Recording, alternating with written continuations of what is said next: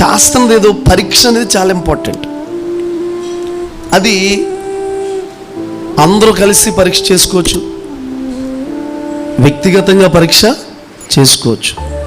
సరే, పరీక్ష అయిపోయిన తర్వాత వ్యాధి ఏంటో తెలిసిన తర్వాత, సమస్య ఏంటో తెలిసిన తర్వాత మెడిసిన్ వాడకపోతే, దానికి తగ్గ ట్రీట్మెంట్ అనేది జరగకపోతే పరీక్ష చేసిన ఉపయోగం ఉండదు. Praise Lord. ఆ సమస్య ఏంటో తెలిసిన తర్వాత దానికి తగిన ట్రీట్మెంట్ అనేది జరగకపోతే ఉపయోగం ఉండదు. అలాగే భక్తి జీవితంలో ప్రతిరోజు కూడా, ప్రతి వారం కూడా మన సమస్య ఏంటో, మనలో ఉన్న లోపం ఏంటో, మనం ఎక్కడున్నాము ఏంటో దేవుడు మాట్లాడుతున్నాడు.